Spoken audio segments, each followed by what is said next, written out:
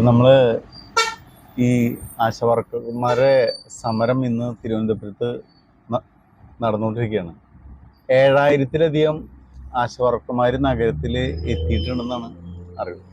അവർ റോട്ടിലൊക്കെ കിടന്ന് വെയിലും മഴയൊക്കെ കൊണ്ട് റോഡ് ഉപരോധിച്ചുകൊണ്ടിരിക്കുകയെന്നാണ്. പക്ഷേ ഈ വിഷയത്തിൽ ആശാവർക്കർമാർ ചെയ്യുന്നത് ശരിയാണോ തെറ്റാണോ, അല്ലെങ്കിൽ പാർട്ടി ചെയ്യുന്നത് ശരിയാണോ തെറ്റാണോ, അല്ലെങ്കിൽ സർക്കാർ ചെയ്യുന്നത് ശരിയാണോ തെറ്റാണോ എന്നുള്ളതല്ല നമ്മൾ പറയാൻ പോകുന്നത്. നിങ്ങൾ ഉദ്ദേശിച്ച വിഷയം തിരുവനന്തപുരം അല്ലെങ്കിൽ കൊല്ലം, ആലപ്പുഴ, പത്തനംതിട്ട ജില്ലകളിൽ ഈ സമരം എന്ത് പ്രത്യാഘാതം ഉണ്ടാകുമെന്നാണല്ലോ നിങ്ങൾ ചോദിച്ചത്. അതിൻ്റെ ആ ഒരു ചോദ്യം തന്നെ നമുക്ക് വ്യക്തമായിട്ട് മനസ്സിലായി എന്തുകൊണ്ടാണ് ചോദിച്ചതെന്നുള്ളത്. ഇതിൽ കൈരളി ചാനൽ ദേശാഭിമാനി അത് കാണുന്ന കേരളത്തിലിപ്പോൾ ഒരു സാധാരണ വോട്ട് ചെയ്യുന്ന ആൾ, കേരളത്തിൽ നമുക്കൊരു 3 കോടിയുടെ അടുത്താണ് വോട്ടർമാരുണ്ടാവുക. അതിൽ വോട്ട് ചെയ്ത് വരുന്ന ആളുകളെ നോക്കുമ്പോൾ ഒരു 2 കോടി 10 ലക്ഷത്തിൻ്റെ അടുത്തേക്കാണ് ചാൻസ് ഉള്ളത്. അങ്ങനത്തെ അവസ്ഥയിൽ നമ്മൾ ദേശാഭിമാനി കൈരളിയൊക്കെ കണ്ടുകൊണ്ടിരിക്കുന്ന ആളുകളുണ്ട്. ഒരു 80 ലക്ഷമൊക്കെയാണ് ഉണ്ടാവുക. പക്ഷെ ബാക്കിയുള്ള ആളുകൾ, ഇപ്പം നമ്മൾ മനോരമ, ഏഷ്യാനെറ്റ്, മറ്റുള്ള മാധ്യമങ്ങളെല്ലാം കാണുന്ന ആളുകളുണ്ട്. അപ്പം അതിൽ സ്ത്രീകൾ ഈ സമരമൊക്കെ കണ്ടുകൊണ്ടിരിക്കുന്ന സമയത്ത് അവരുടെ മനസ്സിൽ ഒരു എഫക്റ്റ് ഉണ്ട്. കാരണം പുരുഷന്മാർ ചിന്തിക്കുന്ന പോലെയല്ല സ്ത്രീകൾ ചിന്തിക്കുക. ആ ഒരു വിഷയമാണ് നമ്മളിവിടെ പറയാൻ പോകുന്നത്. ഓക്കെ, കൈരളി ദേശാഭിമാനിയൊക്കെ കാണുകയും വായിക്കുകയൊക്കെ ചെയ്യുന്ന ആളുകളൊക്കെ ഒരു 70 ലക്ഷം അല്ലെങ്കിൽ 80 ലക്ഷം ആളുകൾ ഉണ്ടായിരിക്കാം. അത് വിട്ട് ബാക്കിയുള്ള ആളുകൾ ഏഷ്യാനെറ്റ്, മനോരമ, മാതൃഭൂമി, പിന്നെ മറ്റുള്ള ചാനലുകളൊക്കെയാണ് കാണുന്നത്. ഇത് ഈ ആശാവർക്കർമാരെ സമരം ഒരു 36 ദിവസത്തോളമൊക്കെ പിന്നിട്ടുന്നത് സ്ത്രീകളുടെ സമരമാണ്. അവർ പറയുന്നത് ശരിയോ തെറ്റോ എന്നുള്ളതിനേക്കാൾ ഉപരിയായിട്ട് സ്ത്രീകൾ സമരം ചെയ്യുന്നു. അവർ രാത്രിയും പകലും അവിടെ സമരത്തിൽ നിൽക്കുന്നു. പലരും ആ സമരത്തെ അധിക്ഷേപിക്കുന്നു, പലരും സമരത്തെ പിന്തുണയ്ക്കുന്നു.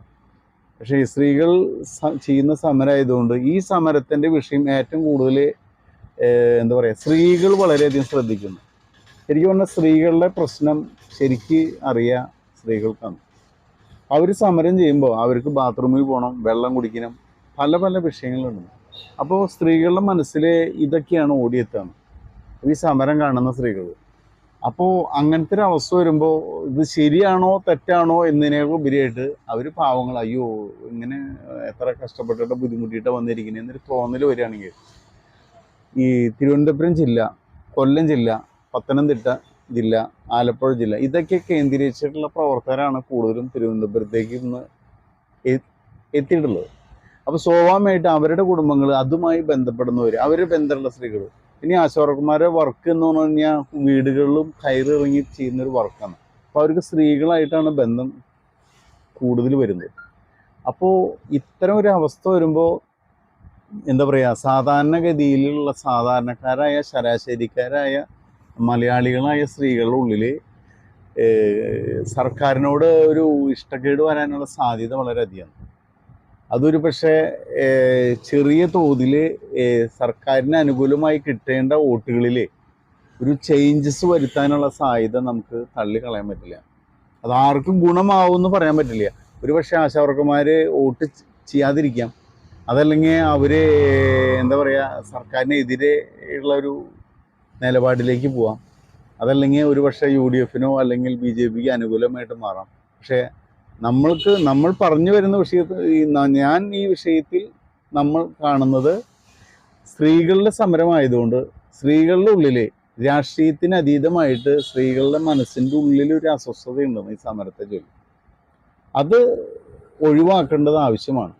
അതല്ലാന്നുണ്ടെങ്കിൽ ഒരു പക്ഷേ സർക്കാരിന്, നിലവിലുള്ള സർക്കാരിന് ഈ ജില്ലകളിലെങ്കിലും അത് ദോഷമായിട്ട് ബാധിക്കും എന്നൊരു തോന്നലാണ് നമുക്ക് പറയാനുള്ളത്. അത് നമ്മൾക്ക് ഇതെൻ്റെ അഭിപ്രായമല്ല. കാരണം നമ്മൾ സ്ത്രീകളുടെ മനസ്സിൻ്റെ ഒരു തലം അവരുടെ സംസാരത്തിൽ നിന്ന് നമുക്ക് മനസ്സിലായുള്ള അവസ്ഥയാണ്. അതുകൊണ്ടാണ് ഇതിനെപ്പറ്റി ഇങ്ങനെ പറഞ്ഞത്. ഓക്കെ.